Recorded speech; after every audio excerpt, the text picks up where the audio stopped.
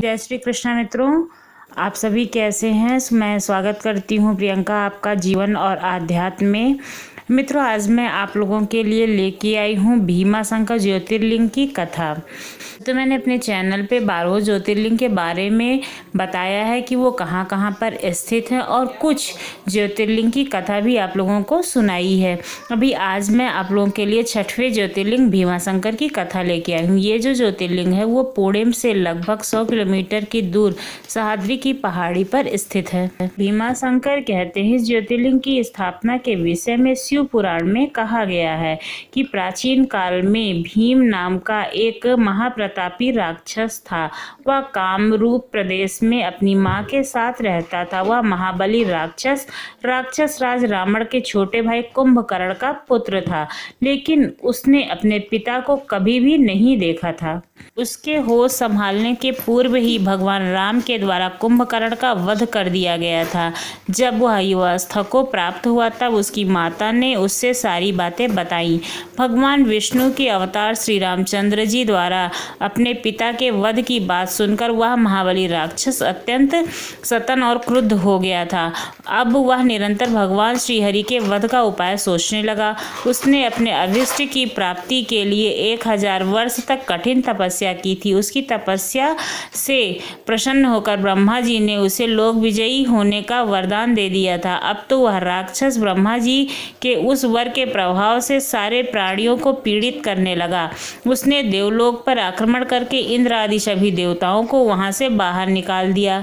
पूरे देवलोक पर अब भीम का अधिकार हो गया था। इसके बाद उसने भगवान श्री हरि को भी युद्ध के लिए ललकारा और उन्हें परास्त किया। श्री हरि को पराजित करने के उसने कामरूप के परम शिव भक्त राजा सुदक्षिण पर आक्रमण करके उन्हें मंत्रियों अनुचरों सहित बंदी बना लिया था। इस प्रकार धीरे धीरे उसने सारे लोगों पर विजय कर अपना अधिकार जमा लिया। उसके अत्याचार से वेदों, पुराणों, शास्त्रों और स्मृतियों का सर्वत्र एकदम लोप हो गया था। वह किसी को भी धार्मिक कृत्य नहीं करने देता था। इस प्रकार यज्ञ, दान, तप, स्वाध्याय आदि के सारे काम एकदम से बंद हो गए थे।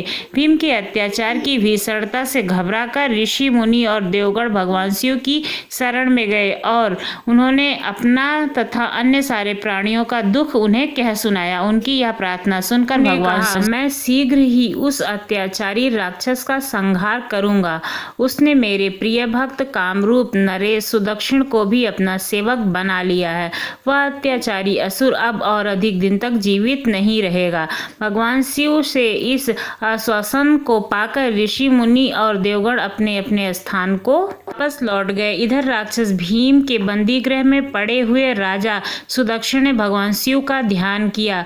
अपने सामने पार्थिव शिवलिंग रखकर अर्चना कर रहे थे। उन्हें ऐसा करते हुए क्रोधात्म होकर राक्षस भीम ने अपनी तलवार से उस पार्थिव शिवलिंग पर प्रहार किया, किंतु उसकी तलवार का स्पर्श उस लिंग से हो भी नहीं पाया कि उसके भीतर के साक्षात भगवान शंकर जी वहां प्रकट हो गए। उन्होंने अपनी हुंकार मात्र से उस राक्षस को वहीं जलाकर भस्म कर दिया। भगवान शिव का यह अद्भुत कृत्य देखकर सारे ऋषि मुनि और देवगण वहां एक होकर उनकी स्तुति करने लगे। उन लोगों ने भगवान शिव से प्रार्थना की कि महादेव, आप लोग कल्याणार्थ अब सदा के लिए यहाँ पर निवास करें।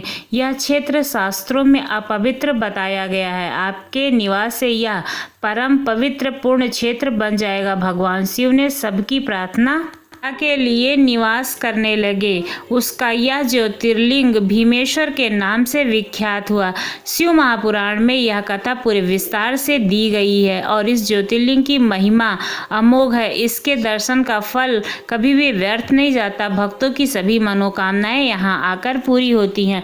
आपको ये जानकारी कैसी लगी जरूर बताइएगा। अगर विस्तार पूर्वक जानना चाहते हैं तो आप शिव पुराण जरूर पढ़ें। आपको वहाँ पे पूरी जानकारी विस्तार पूर्वक मिलेगी। मुझे जितनी भी जानकारी थी, मुझे पढ़कर जो भी अनुभव हुआ वो मैंने आप लोगों तक पहुंचा दी है। और जहां पर ये भीमाशंकर ज्योतिर्लिंग है वहां पर भीमाशंकर अभयारण्य भी है। वो बहुत ही सुंदर है। अगर आप लोगों को उसके बारे में भी कोई जानकारी चाहिए होगी तो आप लोग कमेंट्स बॉक्स में ज़रूर बताइएगा। मैं आप लोगों तक वो वीडियो भी पहुंचाऊंगी। आप लोगों ने मुझे इतना समय दिया, मेरी बातें सुनी, उसके लिए धन्यवाद।